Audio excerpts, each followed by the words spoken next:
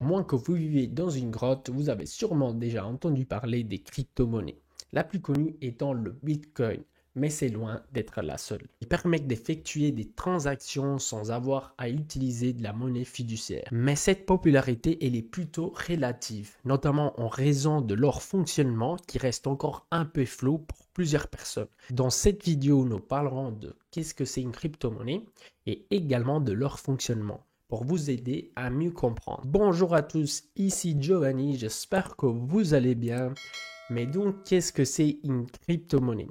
Crypto-monnaie égale monnaie numérique virtuelle, repose sur un système informatique crypté, n'a pas de support physique également, et sa valeur est uniquement déterminée par l'offre et la demande. Elles ne sont pas liées aux banques ni à quelconque autorité et tous participants volontaires peuvent effectuer des modifications.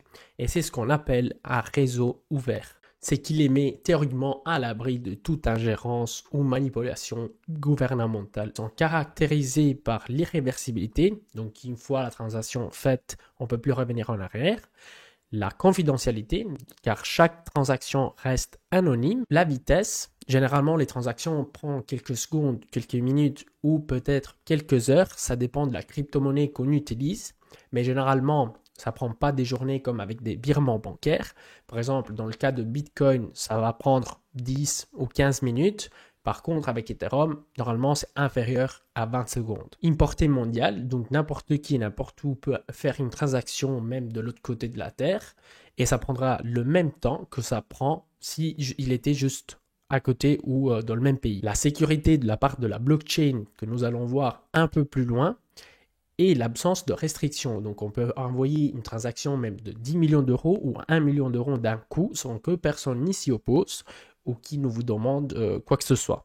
Ce qui serait bien le cas si vous souhaiterez retirer cette somme de votre compte en banque. Les crypto-monnaies promettent de faciliter le transfert de fonds donc entre deux parties sans avoir un intermédiaire, comme dans le cas de la banque, financer un projet, car derrière chaque crypto ou presque, il y a des entreprises avec des projets à développer, acheter des biens et des services. En France, par exemple, il y a plus de 300 entreprises qui ont déjà reçu des paiements en Bitcoin, comme des bars, des restaurants, des cafés, des magasins et beaucoup d'autres commerçants ont fait l'expérience du Bitcoin.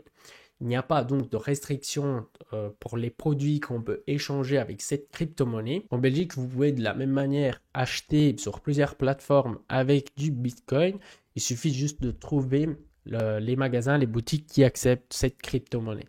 Par exemple, il y a un coiffeur du côté de Liège qui se fait payer uniquement en Bitcoin. Et ça sert également à sécuriser votre argent. Le but de la crypto-monnaie, mais ça je vais en parler dans une autre vidéo un peu plus complexe, c'est justement d'avoir accès à notre argent. Parce que dans une banque, on le sait déjà, on ne sait pas retirer tout ce qu'on veut, on ne sait pas toujours faire des virements comme on veut, et donc il y a beaucoup de restrictions, et le but de la crypto-monnaie, c'est de sécuriser notre argent. Comment ça marche? Imaginons que Paul veut envoyer 10 euros ou 10 dollars à Pierre. Donc, il va sur son portefeuille, il indique la somme et ensuite il clique sur envoyer. Maintenant, qu'est-ce qui se passe? Donc, étape numéro 1, la transaction vient envoyer sur le réseau du Bitcoin de façon cryptée. La transaction de Paul, maintenant, elle est présente sur le réseau du Bitcoin et dorénavant, ce sera visible partout sur le réseau. Les miners ajoutent un bloc environ toutes les 10 minutes sur le réseau. Un bloc peut contenir plusieurs transactions selon la grandeur des transactions justement. Le nouveau bloc est connecté avec le dernier bloc sur le réseau qui par la suite va être connecté à le dernier bloc suivant. De cette manière, il y a des chaînes de blocs contenant des transactions, la blockchain. Mais qui sont les miners? Les miners s'occupent de traiter des transactions, donc de traiter des blocs en résolvant des puzzles cryptés avec leur ordinateur. La transaction est immédiatement ajoutée à la blockchain seulement une fois que le puzzle crypté a été résolu. Le premier miner qui réussit à résoudre ce puzzle ou ce calcul avec son ordinateur reçoit des récompenses sous la forme de Bitcoin. Et ça, c'est plus ou moins variable en fonction de l'hash rate, mais ça, on en parlera un peu plus loin dans une autre vidéo. Mais ce qu'il faut comprendre, c'est que seulement une fois qu'un miner a validé la transaction, donc a résolu le puzzle, la transaction est bien confirmée, donc ajoutée à la blockchain. Oui, mais c'est quoi la blockchain? La blockchain, c'est le système sur lequel reposent toutes les crypto-monnaies. Tout d'abord, pourquoi la blockchain a été créée? La blockchain a été créée pour qu'il n'y a personne entre vous et la personne à laquelle vous voulez envoyer de l'argent ou des biens, comme par exemple un contrat, parce que la blockchain ne s'applique pas qu'aux crypto-monnaies. Quand vous faites un virement bancaire à quelqu'un, vous devez passer par la banque. La banque doit approuver votre transaction, et j'expliquerai mieux dans une autre vidéo. Et donc, vous faites confiance à un tiers.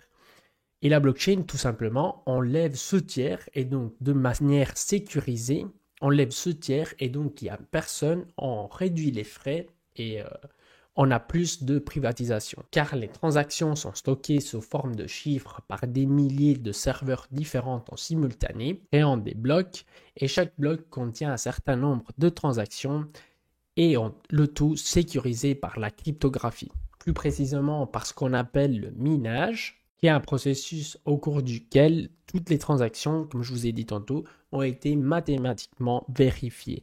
La blockchain est donc un registre public mondial de transactions, ainsi que chaque transaction peut être retracée grâce à la cryptographie. Il y a plusieurs sortes de crypto-monnaies.